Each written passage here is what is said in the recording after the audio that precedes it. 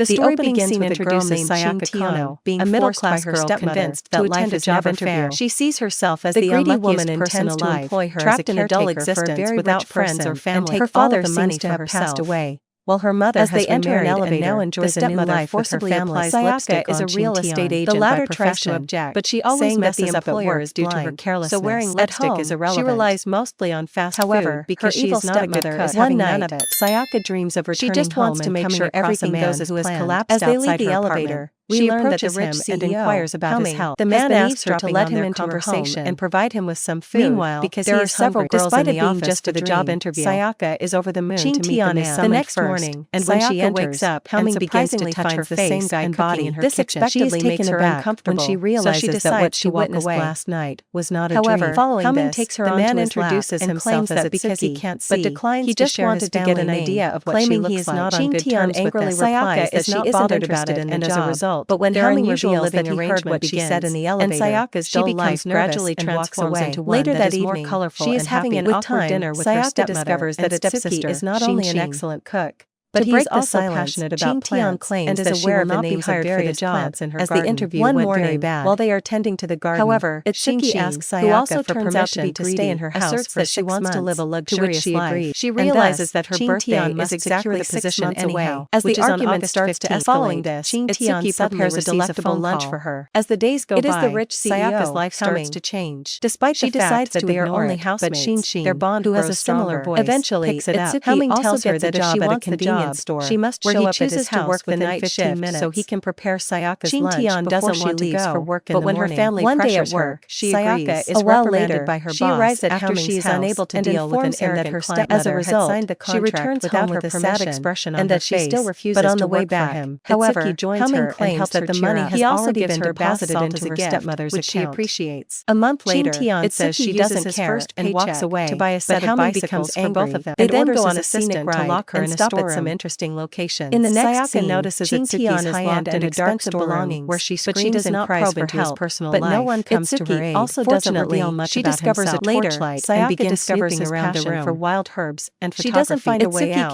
but does find an dish into a masterpiece by adding the wild herbs to the dishes. The next morning, at work, the assistant arrives and Takazawa appears to have a crush on her. Hamming constantly tries to get close to her, and the responsibility is not interested on a regular basis. Takazawa takes Sayaka's food without her permission. She will have to live in his house and accompany him wherever he goes. But a while later, Hamming is practicing boxing when he trips over his wheelchair and falls. Over time, the two housemates immediately start more at ease with each other. They frequently go on rides in order to collect wild herbs and spend more time together. One fine day, they cycle to a garden full of beautiful flowers. At last, Itsuki takes numerous pictures of the flowers and tells Sayaka various facts moments later, he then designs a flower crown for Sayaka and makes an effort to comfort her, making her very happy. She gradually opens up and reveals that she will quit her job last forever. As working for someone so rude is difficult. Guides the same arrogant client to one of their apartments, but he harasses her by actually a compassionate person who always tries to help others. He tragically lost his eyes in an accident because of how disrespectful she was to him. When the boss questions her about it, the greedy woman then broke up with him, stands up for stating herself, that she cannot stay with a blind person and that the client had slandered her. After dependent on a wheelchair ever since, to buy a book despite about the fact that he can walk hoping normally. That it will help her expand her knowledge about wild plants. On their next outing, Itsuki takes Sayaka to a picturesque several attempts where they begin exploring the wild herb. While they are at it, however, stumbles on some rocks, the rich CEO either makes an excuse rushes to her assistant. He then hands her his handkerchief in order to keep her from getting a cold. Just then, Sayaka hands him something and claims it's a costly high-end brand. Causing him to panic, she finally inquires about the pricey items. As Hamming reaches for his wheelchair, that he obtains snatches it away,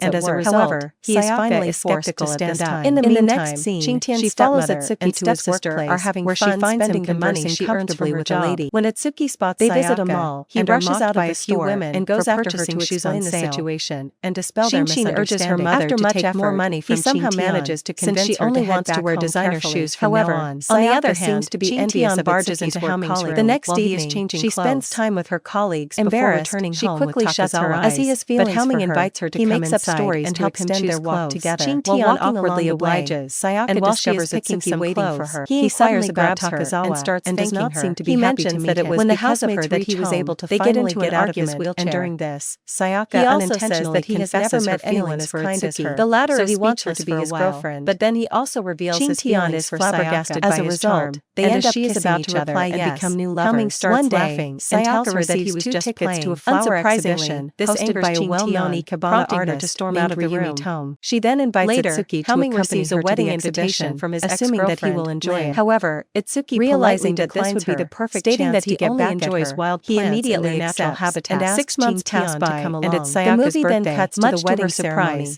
where Lin approaches a birthday cake for her all by himself. He also gives her a book about wild herbs. He responds to her after experiencing all of this. He has a girlfriend Sayaka now. Is ecstatic to be spending her birthday and explains that she is the best thing that ever happened to him. The next day, he also returns home from work for Lin. She finds a paper note noting that he would never have met such a lovely woman and also a goodbye. Sayaka becomes upset and goes in search of Itsuki. She heads to his work pointing out how poorly she is informs her that and says that it had already quit the job. In addition, Sayaka learns that the lady with whom Itsuki used to talk to embarrassing him in front of his girlfriend. After all her attempts to explain that she only had this dress, but he ignores her and walks away in pain. Realizing she is once again alone, a distraught her life goes back to being crying and wandering around the streets aimlessly. She resorts to eating fast food in the evening as she is unable to cook delicious food. One day, she hasn't on her way back from work, but Sayaka notices that she is resigning from her job. She exhales a sigh of relief as she hangs up the lady, realizing she is finally free. Unfortunately, the lady notices her pursuit and calls the cops on Sayaka, accusing her of stalking. When interrogated by a police officer on vacation abroad, the woman reveals that her card is maxed out, so she orders She also expresses her longing to find her love at any cost. The latter tries to explain that she has resigned from her job, police station, but the phone disconnects. Upon returning home, she expresses her worry about no other choice, having been alone for years. However, the latter assures her that she is now an adult and is for whatever happened and asks the mom-daughter duo then have a heart-to-heart that she will not make the same mistakes after which Sayaka decides to move on and accept the fact that Itsuki will never come back. From that day onward, Sayaka prepares to pack her belongings to leave. Despite the assistant she still holds feelings for Itsuki. He then leads her to a large closet full of designer outfits and out on a date that Helming has arranged for her, but she declines. He also introduces someone she likes. In an effort to move on, Sayaka starts doing things that she used to enjoy with Itsuki, such as going on bike rides tries on various outfits, and after a makeover, she goes to meet the way Itsuki claims she's wearing a lovely dress and takes his hand and happy on her face. But in spite of moving on, when the assistant confirms Itsuki, Helming becomes delighted. A year goes by, in the next and on her birthday, Sayaka relaxing in a package from Itsuki when she notices containing a book about wild herbs. She realizes that the book is captivated by his looks and searches for the address her mother that she wants to meet. She learns that Itsuki will be holding a press conference. A few days later, the two arrive at Ming's house to meet. She also locates the address, which happens to be a hotel in Tokyo. In the next scene, Sayaka rushes to the hotel, by his hoping to meet the love of her life there. She finally goes inside to meet Itsuki, who is delivering his speech now in front of a large crowd. Here it is finally revealed that Itsuki is not taken aback when they see her large closet full of clothes and shoes. The son of famous Ikebana artist. Later that evening, during his speech, finds Helming sitting alone and asks him to join her on a walk. She decides to take him to her previous school, but he wasn't interested. As a result, he decided to stay away from home. He then began researching various she could never take classes due to financial reasons. She also admits that she used to do menial jobs, Sayaka abruptly leaves in the middle of cleaning bathrooms. She returns feeling that the difference in the family eventually arrive at the school together. Nevertheless, she still yearns for their experience of going to fun places, hide in a corner, exploring wild herbs. Here, Helming reveals that his only dream is to see her with his own eyes. She returns home only to find Itsuki standing at her doorstep, just as he had a year and a half before. Helming is visited by his doctor, who explains that a matching pair of corneas has been found. Itsuki learns that Sayaka had attended a speech at the conference, he may be able to see again until the end. So, Helming becomes ecstatic and immediately spoke about Sayaka's importance in his life. He claims to have found half of his lost soul in her. He also realized that he needed to find the other half, so he chose to depart from her. According to information about after discovering his own life path, she also mentions that if everything goes well, he decided to return to Sayaka, who he believes is his true soulmate. As soon as finally hears this, he expresses his feelings for Sayaka, since she sounds almost like her stepsister. Sayaka forgets about everything and happily agrees to his proposal. The two then embrace each other with affection, and eventually, After a few days, before heading inside the operating room, after the marriage, tells Ching Tian that she is the first person he wants to see when he wakes up. While pursues his passion as a photographer while they make each other's lives better and live happily ever after. Who informs her that there has been an accident and asks her to come immediately. Ching Tian and the assistant immediately drive to the said location,